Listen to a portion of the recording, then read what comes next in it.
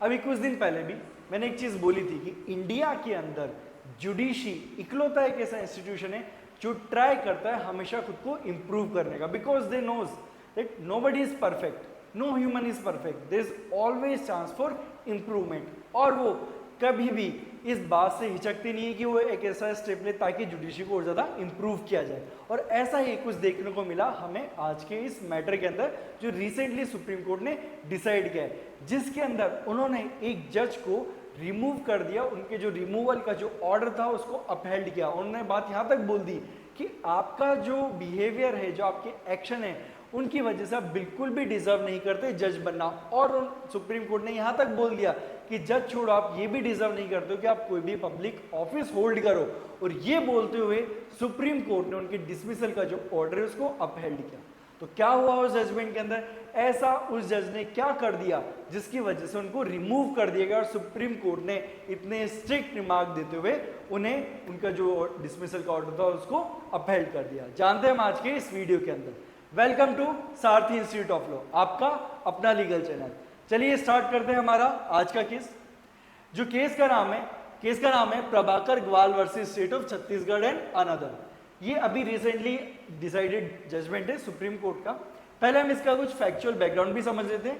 ये हमारे पेटिशनर जो है प्रभाकर ग्वाल, वो एक जुडिशियल ऑफिसर थे। ये प्रभाकर ग्वाल जी वो एक जुडिशियल ऑफिसर थे छत्तीसगढ़ के अंदर। अब उन्होंने क्या किया, during his tenure he went beyond the boundaries of his official role by filing complaint against a member of legislative assembly. यानी कि उन्होंने क्या किया, एमएलए के अगेंस्ट में कंप्लेंट फाइल कर दी and senior police officer without obtaining section from the high court. यानी कि उन्होंने जो प्रोसीजर होता है जिसको फॉलो करना होता है जब भी आप किसी एमएलए या पुलिस ऑफिसर के अगेंस्ट में कंप्लेंट फाइल करोगे, तो वो जो प्रोसीजर वो फॉलो नहीं किया। और आप ये देखिए बात ये यहाँ पर ही नहीं रुकी है, उसके बाद क्या किया, उनकी वाइफ ने भी क्या किया, उनकी वाइफ ने कंप्लेंट लॉन्च कर दी किसी ऐसे वैसे इंसान के अगेंस्ट में नहीं, किसके अगेंस्ट में, chief justice of Chhattisgarh high court and another sitting high court जज एंड सीनियर पुलिस ऑफिसर। यानी कि जब उन्होंने खुद ने कंप्लेंट की, जब बात वहां पर नहीं रुकी तो उन्होंने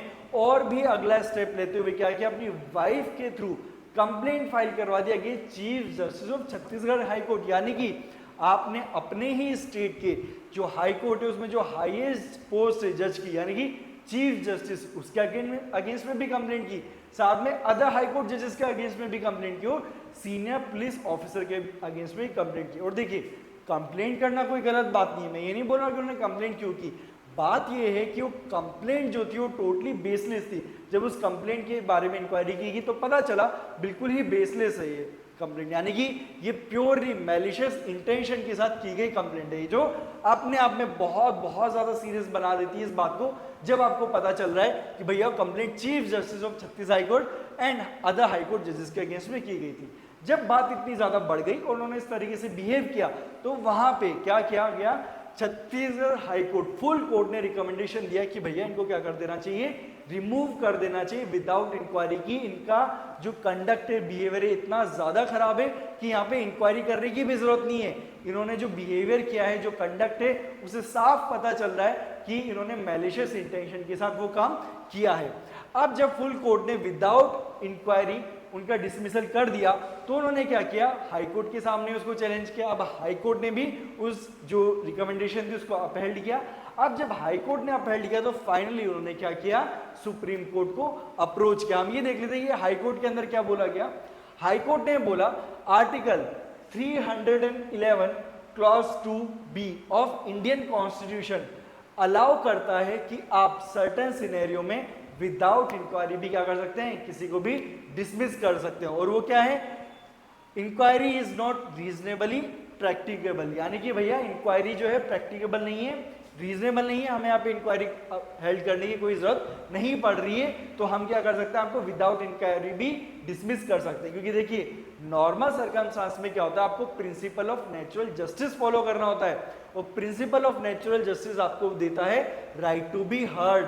यानी कि अगर आप किसी भी इंडिविजुअल के अगेंस्ट में कोई एक्शन लेते हो तो उसके पास पूरा राइट होता है कि वो अपना जो पक्ष है उसे भी जरूर रखे, अपनी जो साइड है, अपनी जो स्टोरी है वो जरूर बताए, अपनी साइड के फैक्ट्स जरूर बताए। क्योंकि देखो आपको पता होगा इवन जो टेररिस्ट अजमल कसाब था उसके अगेंस्ट में भी इतने एविडेंसेस होने के बाद भी उसका प्रॉपर ट्रायल चला था और आपने उसको पूरा राइट दिया था कि वो अपने आप को डिफेंड कर सके। यही होता है आपके प्रिंसिपल ऑफ नेचुरल जस्टिस का एक रूल। तो यहां पर आर्टिकल 311 क्लॉज 2 ये बोलता है कि भैया हमें सर्टेन सर्कमस्टांसेस में ये प्रिंसिपल भी फॉलो करने की जरूरत नहीं है। आप विदाउट इंक्वायरी भी, यानी कि आप उनको सुन ही नहीं रहे हो और आप उन्हें क्या कर रहे हो, रिमूव कर रहे हो। अब इस बेसिस पे उन्होंने क्या किया, आगे जाके जो उनका डिसमिसल था उसको सुप्रीम कोर्ट में चैलेंज किया। उन्होंने बोला कि सर देखिए यहां पर जो आप मुझे डिसमिस कर रहे हो, आपने मुझे राइट टू बी हर्ड, जो मेरा राइट होना चाहिए वो नहीं दिया, वो गलत है। लेकिन सुप्रीम कोर्ट जाने से पहले हाई कोर्ट ने इतने रिमार्क्स उस जजमेंट में लिखे कि उससे पूरी पिक्चर एकदम क्लियर थी कि उनका बिहेवियर कैसा था। हाई कोर्ट ने यहां पे क्या बोला, हाई कोर्ट ने यहां पे बोला that where it is the behavior of the judicial officer, particularly his conduct and the manner in which he conducted himself, which has forced the High Court to reach the conclusion that appellant is a person not fit to remain in judicial services. कि भैया आपका जो conduct है, आपका जो behaviour है वो ऐसा है that you are not fit to be a judicial officer, आपका बिहेवियर ही ऐसा है, इसलिए आपको जुडिशियल ऑफिसर हम कंटिन्यू नहीं कर सकते, आपको रिमूव किया जाएगा।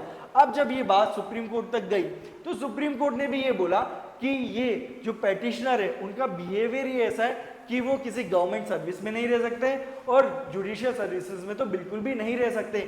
इसीलिए जो हाई कोर्ट का जो डिसीजन था कि हम आर्टिकल 311 क्लॉज 2 बी का इस्तेमाल करते हुए उनको रिमूव करेंगे, वो जो डिसीजन है टोटली जस्टिफाइड है और इसलिए जो उनका रिमूवल है वो भी एकदम एक्यूरेट है। यानी कि आपका बिहेवियर इतना खराब है कि वहां पे कोई चांस ही नहीं कि हम आपको कंटिन्यू कर पाए एज अ जुडिशियल ऑफिसर। तो इस तरीके से जो उनका ऑर्डर ऑफ रिमूवल था, ऑर्डर ऑफ डिसमिसल था, उसको अपहेल्ड किया गया और उनको जुडिशियल ऑफिसर की पोस्ट से हटा दिया गया। तो आपको क्या लगता है यहाँ पे जो सिर्फ और सिर्फ उनका रिमूवल है वो सफिशिएंट है, या फिर जिस तरीके से उन्होंने बिहेव किया कि chief justice of high court, other high court जजेस, इवन सीनियर ऑफिसर्स के अगेंस्ट में भी, पुलिस ऑफिसर के अगेंस्ट में भी फॉल्स कंप्लेंट्स करवाई, तो क्या ये बिहेवियर कहीं ना कहीं इनके अगेंस्ट में क्रिमिनल लायबिलिटी को भी अट्रैक्ट करना चाहिए? क्या इनके अगेंस्ट में किसी ना किसी तरीके का क्रिमिनल एक्शन भी लेना चाहिए? आपका क्या ओपिनियन है हमें कमेंट सेक्शन में जरूर बताइए। आज के लिए इतना ही, अब मिलते हैं एक नए वीडियो में एक नए टॉपिक के साथ, तब तक के लिए गुड बाय।